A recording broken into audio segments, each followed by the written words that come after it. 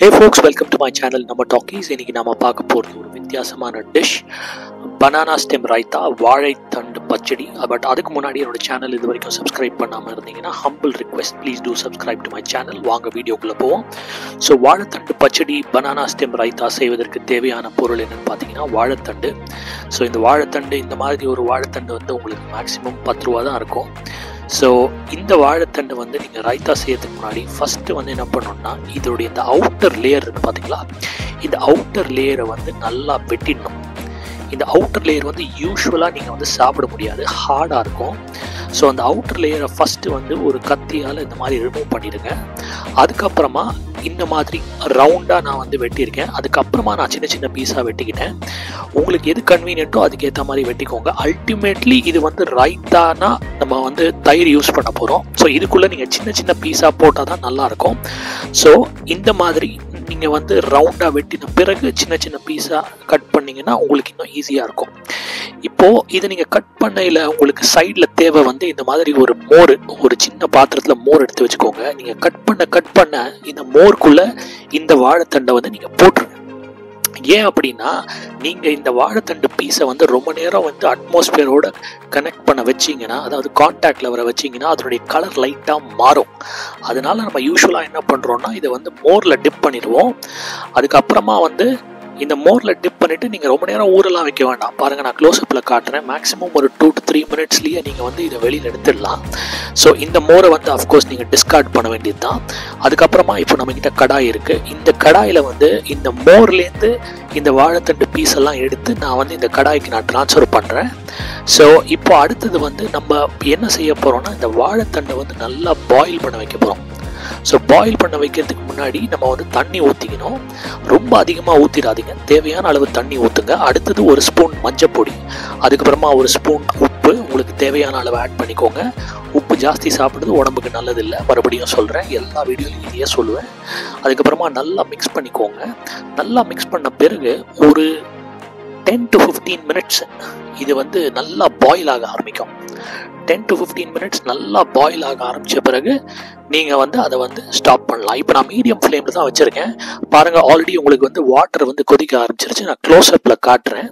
ஒரு 10 மினிட்ஸ் கழிச்ச பிறகு நல்லா கொதி வந்துடும். அந்த கொதி வந்த பிறகு நீங்கள் வந்து இதை மெதுவாக நிறுத்தலாம். ஸோ இப்போ பாருங்கள், நல்லா பாயில் ஆகிட்டுருக்கு. ஸோ இந்த வாழைத்தண்டு வந்து பாயில் ஆன பிறகு உங்களுக்கு கொஞ்ச நேரம் விட்டு வச்சிங்கன்னா அந்த தண்ணியெல்லாம் வத்திரும். பாருங்கள், நீங்கள் மஞ்சப்பொடி ஆட் பண்ணதுனால இந்த வாழைத்தண்டோட கலரே மாறி போச்சு. பாருங்கள், எல்லோ கலரில் ஆகிடுச்சு. ஆனால் ரொம்பவே சுவையாக இருக்கக்கூடிய ஒரு டிஷ்ஷு தான் இது. நம்ம பல பேர் வந்து இந்த வாழைத்தண்டனுடைய அருமையே தெரியாமல் இருக்கோம். உடம்புக்கு எவ்வளோ நல்லதுன்னு கேட்டிங்கன்னா, அவ்வளோ நார் சத்து இந்த டிஷ்ஷில் இருக்குது. இதை நிறைய பேர் சூப் கூட பண்ணி சாப்பிடுவாங்க. பேரலாக வந்து ஒரு பச்சை மிளகா, ஒரு சின்ன பச்சை மிளகா, ஒரு 2 பச்சை மிளகா சின்னதாக வெட்டி வச்சுருக்கேன். இப்போது வேறு கடாய் இருந்தால் வேறு கடாய் யூஸ் பண்ணுங்கள். நான் அதே கடாயை வாஷ் பண்ணி யூஸ் பண்ணியிருக்கேன். Back to our process. ஒரு ஸ்பூன் நல்லெண்ணெய், அதுக்கப்புறமா தேவையான அளவு கடுகு நல்லா பொரிச்சு வந்த பிறகு ரெட் மிளகா ஆட் பண்ணிக்கோங்க. ரெட் மிளகா ஆட் பண்ண பிறகு ஒரு ஸ்பூன் சீரகம் வந்து ஆட் பண்ண பிறகு நீங்கள் வந்து பெருங்காய பொடியும் ரெடியாக வச்சுக்கோங்க. இப்போ நான் ஆட் பண்ணுறது வந்து சீரகத்துக்கு பிறகு பெருங்காய பொடி. ஸோ இது பேசிக்கலி நம்ம வந்து தாளித்து கொட்ட போகிறோம்.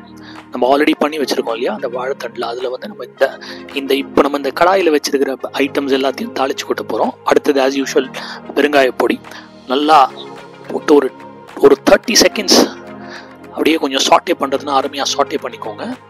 சாட்டே பண்ண பிறகு நீங்கள் வந்து உங்களுடைய பச்சை மிளகா அப்போ காமிச்சேன் இல்லையா, வெட்டி வச்ச பச்சை மிளகா சின்னதாக வெட்டிக்கோங்க. நான் அந்தளவுக்கு சின்னதாக வெட்டல, இன்னும் சின்னதாக வெட்டினீங்கன்னா ரைத்தாக்கு வந்து பெட்டராக இருக்கும்.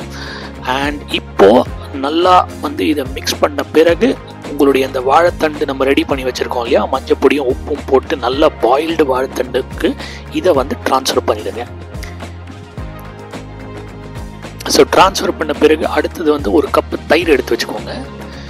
ஒரு கப்பு தயிர் எடுத்து வச்ச பிறகு பேரலாக வந்து உங்களுக்கு தேவைன்னா நீங்கள் இந்த கொத்தமல்லி ஆட் பண்ணிக்கலாம். நான் வந்து ஒரு சின்ன ஒரு 4-5 ஸ்டெம் கொத்தமல்லியை வந்து நல்லா நீட்டாக கட் பண்ணி போட்டிருக்கேன்.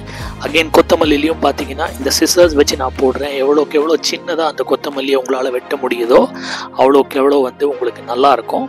இப்போ அடுத்தது வந்து தயிர். ஆஸ் யூஷுவல் முன்னாடி சொன்ன மாதிரி இந்த தயிரை வந்து இதில் வந்து ட்ரான்ஸ்ஃபர் பண்ணிடுங்க. இப்போது அவ்வளோதான், வாழைத்தண்டு பச்சடி பனானா ஸ்டெம் ரைத்தா ரெடி. போட்டு நல்லா மிக்ஸ் பண்ணிக்கோங்க. தேவைன்னா எக்ஸ்ட்ராவாக வந்து தயிர் ஆட் பண்ணிக்கோங்க. உப்பு கிப்பெல்லாம் செக் பண்ணிக்கோங்க. நான் கொஞ்சம் எக்ஸ்ட்ரா தயிர் ஆட் பண்ணிக்கிறேன். ஸோ இதை வந்து நீங்கள் வந்து ரைத்தாவாக நீங்கள் வந்து சாப்பிடலாம், வெறுமனையே சாப்பிடலாம். அதை இல்லை நீங்கள் சப்பாத்தி கூட தொட்டு சாப்பிடலாம். பாருங்கள் எவ்வளோ அருமையாக வந்திருக்குன்னு. ஸோ நீங்களும் வீட்டில் செஞ்சு பாருங்கள். தேங்க்ஸ் ஃபார் வாட்சிங் my channel. Do like and subscribe. மீண்டும் ஒரு அற்புதமான வீடியோவில் சந்திப்போம். நன்றி, வணக்கம்.